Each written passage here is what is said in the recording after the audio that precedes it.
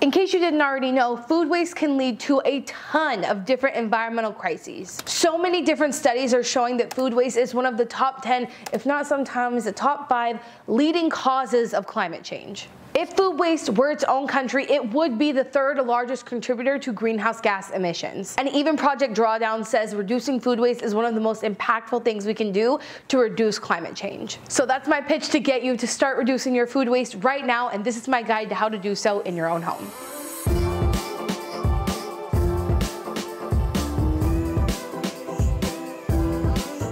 Let's get the most obvious one out of the way if you've been watching this channel at least, and that is composting. I think what's most important when we talk about reducing food waste via composting is to find the method that's going to work best for you and whatever is accessible where you are. I actually have a whole video talking about a bunch of different methods. If you want to go check that out, I'll link it right up here in the corner, and I'll also link it in the description for you. That video covers over 10 different methods. The ones in my home that I use, that I have at least I think 4 at this point. So I won't go too far into depth on all the different methods in this video because I have a lot of other tips to give you first, but I did want to mention one of the methods which is new and cool and I get asked about so often, and that is the Lomi. So Lomi is a countertop food composter that is put out by a brand that I have loved and trusted for many years. You've probably heard me talk about them here on this channel, and that's Pila. So Pila themselves is a B certified corporation. They also ship carbon neutral, and if you don't already know what Pila is, they basically create compostable phone cases. And why I think their creation of the Lomi is so cool is because not only now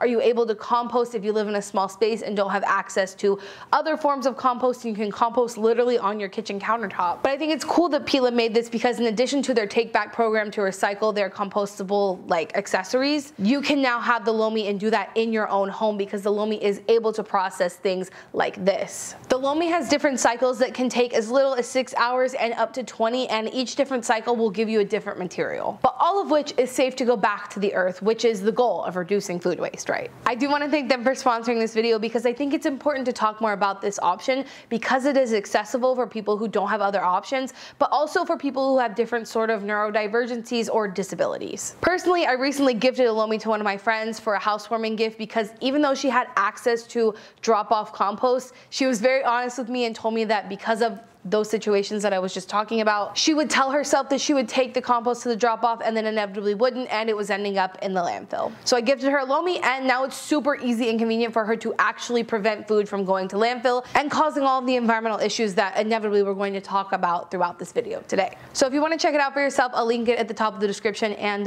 let's move on to number 2. I think a lot of times when we're thinking about creating a recipe or what we want to make for dinner, we build recipes from the top down. Basically, we look at a recipe and then we go buy the ingredients that we need for said recipe. But one of the ways that I would recommend trying to reduce food waste is actually building recipes from the bottom up, starting with the ingredients you have and then looking for recipes that use those ingredients. I know there are different website generators that do this. I believe there are apps that do it as well. If you use any of these and love them, let us know in the comments, and I'll link a couple in the description box as well. Grocery shopping properly can also really help reduce food waste. I started a series over on TikTok about how to grocery shop to reduce food waste. A lot of those things we're going to talk about in today's video, but one of the ways is to buy loose produce or loose things in general. Basically so you can control the amount you need instead of buying a giant bag of potatoes that maybe you won't get through before they go bad, buying a smaller amount so that you're only buying what you need and less is going to waste. This also means making sure before you head to the grocery store, you've eaten. Everyone should do this regardless of food waste because the amount of things I grab and buy that I don't need and sometimes will end up as waste if I go grocery shopping hungry is insurmountable.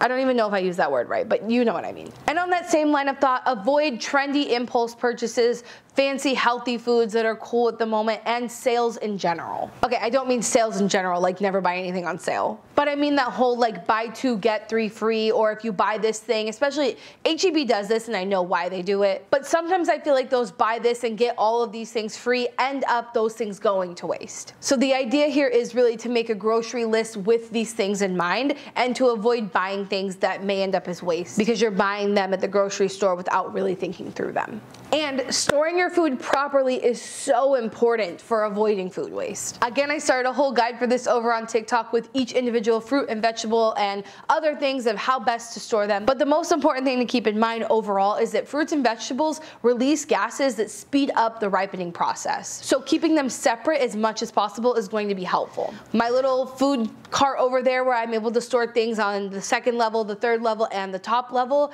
is super helpful for keeping them separate. When things aren't ripe yet, you want to keep them outside of the fridge. Once they start to get closer to ripe, throw them in the fridge. That will help with the process of slowing down the ripening and stopping things from going bad and to waste. And along with learning how to store your food properly, keeping your fridge organized can help a lot. I took a couple hours to learn how to organize my fridge and then to do so in a video a couple years back, and I've stuck to it really well ever since. Leftovers and prepared foods always go on top. In the middle we keep things like jars for sauces, the girls' eggs, and on the bottom shelf are things that no one touches very often. And same thing with your pantry. If you buy a new can of beans, make sure you move the old one to the front and put the new one towards the back. And do what Madison calls FIFO, which is first in, first out, which goes along with keeping inventory and doing regular cleanouts of your fridge and pantry. This will help with things not going bad, keeping track of expiration dates and what needs to be eaten first, knowing what you have and what you can actually use so that you don't buy more at the grocery store, so that things aren't going bad, and so that you can build those recipes from the bottom up. And it will help anything from getting lost in the back of your fridge and pantry and this, again, going bad. And in addition to keeping things that are going to go bad first or have sooner expiration dates towards the front so they can get eaten, learn what actually best buy, sell by expiration dates actually mean. Again, over on TikTok, if you're not following me there, you really should be. I'm clearly making some fire content over there. But for Food Waste Prevention Week this year, I learned a lot about expiration dates and just how much waste they're contributing to. The sell-by date is completely irrelevant to you and I. It's only relevant to the store. The best-by date doesn't mean that afterwards it's bad. And expiration dates are not actually even based in science and data or regulated anyway. When I realized just how flawed our expiration system is, it really blew my mind. And if you don't already know about it, I definitely encourage you to look into it. There's literally no regulating body based on science saying when expiration dates should be. It's all arbitrary, and you should trust your senses, your sense of smell and sight. We have those senses for a reason. Obviously, those of us who don't have great senses or don't have those senses rely on these dates, so we should also push for government to actually create systems for expiration dates that are scientifically based, would be the actual solution here. But we all know how long it takes for government to do the right thing. They may never do the right thing or do the wrong thing. So taking those things into your own hands is going to help you prevent waste and also save money, right? Choosing ugly produce or different types of quantities and shapes can actually help you reduce waste as well. If you've never seen my dumpster diving videos, I'll link some up here, but I used to see food go to waste all the time that was perfectly good. Just because it looks weird or it sat out on the shelf for too long or the shape was off or the amount was weird. Like single bananas often get thrown out because they sit there because people just want to buy a bunch. I've actually recently learned that some grocery stores have sections for things like this where you can buy things that are about to go bad, that are on clearance, or that would otherwise go to waste. So definitely utilize that if your grocery store has it. Mine personally doesn't, but I do use a service called Imperfect Foods. If you've never heard of them, they basically take those things that otherwise wouldn't get sold and sell them to consumers like you and me at a much lower cost, which I appreciate. I've been using Imperfect Foods for years. I absolutely love them. I have a $10 off link in the description if you want to check them out. It's just one of those promo codes where like if you get $10 and I get $10.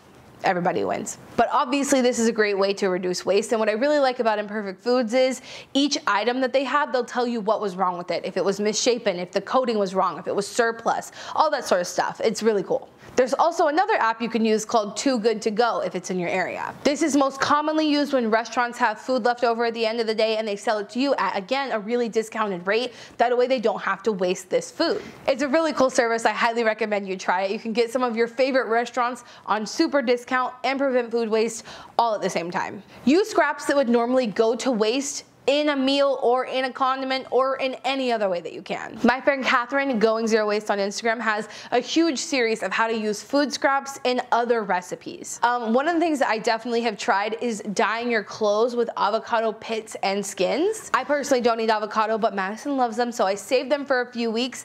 put them in a pot of water, put my clothes in there, and made a beautiful matching pajama set that I still wear. You can make a vegan honey alternative from wasted corn cobs. Carrot top pesto or just like a pasta sauce is a really popular one in this house. Lemon peels into lemon powder is something else I've done for like marinating tofu and things like that. Just so good. And making like dressings from leftover garlic jars, leftover peanut butter jars, just to get all of that goodness out is awesome and a great way to prevent food waste. And if you haven't discovered the magic that is your freezer, please catch on. Literally, if anything in your fridge is going bad or anything in your pantry or something is going bad, chunk it in the freezer. It'll preserve it for a lot longer, right? And that's the goal. Instead of throwing it out, preserving it and actually getting to eat it. I do this with leftovers, which I think is a pretty normal thing, but I don't see a lot of my friends doing this actively. When spinach is going bad in my fridge, I'll toss it in my freezer, use it for different sorts of smoothies and feeding it to my chickens later on. But your freezer is like the most essential thing to preventing food waste, so please utilize it. Bringing food back to life with an ice bath is not only a great way to prevent food waste, but it's a miraculous thing to watch happen. If you have lettuce or greens in general that go limp in your fridge, put some ice and water in a bowl, put it in there for like an hour or two, and eventually that limp lettuce will come back to be crisp and amazing. That way, instead of wasting the nasty limp lettuce, because I hate the texture of limp lettuce, you've got this nice crunchy lettuce and preventing all of that from going to waste. Try it, I promise it works. And when you get home from the grocery store, prepping and planning to use what you bought is super helpful. Like when we get home from the grocery store, I know that if I don't pluck those grapes right then and there, I will forget to eat them, avoid eating them because I don't want to do it. But I'm sure there are things that you use in your home like that, that if you don't prep them when you get home, you will just not eat them and they'll have to go to waste. So making a conscious decision when you get home to do that before your brain fights you on it and then that stuff goes to waste is a really good idea. Same thing if meal prepping works for you, absolutely utilize it to prevent food waste. And I think one of the most important things that helped me start wasting a lot less food was growing my own food and realizing how much work and time and fucking sweat, blood, and tears go into growing our food. In addition to learning about regenerative agriculture and how many negative impacts food waste has on our planet, from depleting our soils where we literally won't have enough nutrients to grow food in the future, it's inevitable if we continue to extract nutrients from our soils without replacing it, we will end up in a food emergency. And I think once I realized just how much goes into growing our food and how many negative impacts it has when we don't replace those nutrients, really made me look at food in a totally different way. Like, it's not just a potato, it's all of this time and nutrients and fuel and all the things that go into it that I'm wasting when I let that thing go to waste. So I think learning more about these things will really help you with a mindset shift to think of it's not really a big deal to realizing it is kind of a huge deal. So I hope this video got you thinking. I hope you learned some new ways to prevent food waste. I'd also really love to hear from you if I missed anything or the most creative ways that you use and do things to prevent food waste. I'd love for the comment section to be a resource for everyone. Also, a huge thank you to Lomi/Pila for sponsoring today's video. I'll leave them linked at the top of the description. And remember, until next time, you cannot do all the good that the world needs, but the world needs all the good that you can do. Bye, guys.